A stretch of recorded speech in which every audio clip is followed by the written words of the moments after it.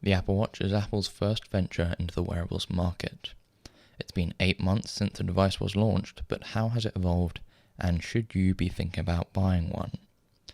I am the Technologist, and you're watching my Apple Watch Sport review.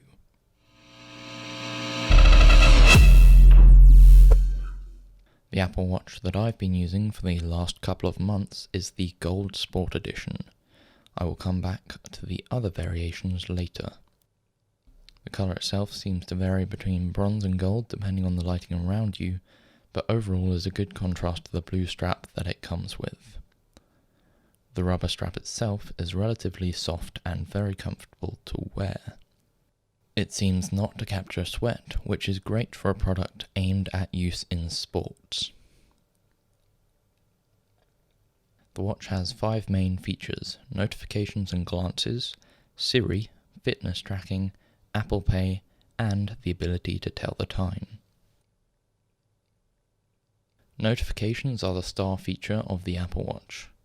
The built-in apps usually have the best notifications, with features such as replying in the Messenger app and reading full email using the watch's email app. Apps such as Facebook and WhatsApp are catching up. Haptic feedback helps you distinguish between notifications such as emails and texts, with variations in length and the amount of haptic pulses. Glances are a sort of permanent notification that's accessed by swiping up on the watch. The visible glances are fully customizable, allowing you to perform functions such as check the weather and flight times. The second of the main features that I use is the fitness tracker. The step count is reliable and useful for comparing day-to-day activity, and all the data is kept in sync with the iPhone app. The ability to track your exercises, including continuous heart rate, is also helpful. The way Apple Pay works on the watch is that you double tap the contacts button after unlocking the device. That only has to be done once when you first put the watch on. It's simple, fast, and efficient. Unfortunately, here in the UK, Apple Pay is still not supported in every store, and banks still have a £30 warning threshold for contactless payments, so cards are not yet obsolete. However, UK Transport and other large entities are moving to incorporate contactless payments. Siri is one of the features that may or may not be useful to you. It's one that I rarely need, but can be useful when I do. Most of the features are identical to those on the iPhone, though certain functions must be carried out on the iPhone, such as viewing web pages. Some of the things I've used Siri for includes making phone calls, controlling music, and occasionally replying to messages. However, be aware that using any of these will likely make you stand out in a crowd. There are 4 main apps I use the most on my Apple Watch. These are Apple's Fitness app, which I've already covered, Dark Sky, and Apple's messaging and email apps. Apple's email app is very useful on the watch. The ability to quickly scroll through an email and then flag it for later is a vital tool in the workflow that I follow. The app also allows you to reply using a predefined selection by voice or with emoji. The messaging app is designed in a similar way, allowing you to read through your messages in the industry standard bubble style. You can then reply in the same way as you would replying to emails, but with a different set of predefined text. Last but not by any means least is one of my favorite apps on the iPhone and the Apple Watch. Dark Sky is a weather app by the creators of Forecast.io. The app pulls data from a number of sources to provide minute-by-minute forecasts to countries such as the US and the UK. When the Apple Watch was first released, I was cynical about the menu system.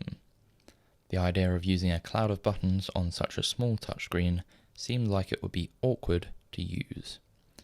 In practice, the system works quite well. There are 2 zoom levels. The first gives you a closer view, which is typically used for opening the apps. The second is an overview of all of your app icons.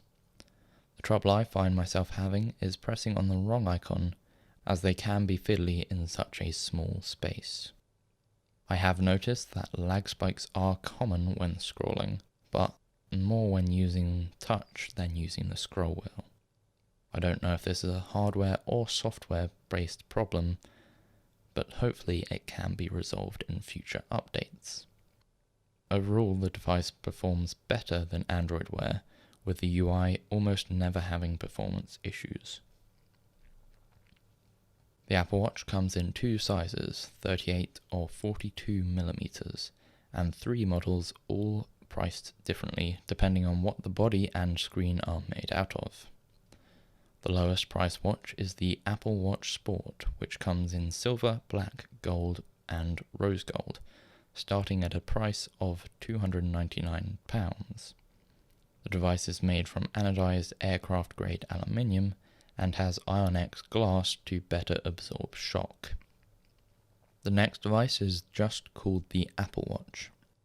Made from stainless steel and sapphire crystal glass, the device comes in both plain stainless steel and black stainless steel. The price starts at £479. Finally, the Watch Edition has a case made from a custom gold alloy that Apple says is twice as hard as standard gold. The watch comes in two colours, gold and rose gold, with the price starting at £8,000. While I can't recommend buying the Apple Watch Edition, or even just the Apple Watch, the Sports Edition of the Apple Watch provides a great experience for its user, with a decent price comparing with other smartwatches. Yet, as this is still a first generation product, even though it's a very useful gadget, I would suggest waiting till April for the rumoured release of the Apple Watch 2. Thanks for watching. Don't forget to subscribe to see my upcoming review of the iPhone 6s Plus.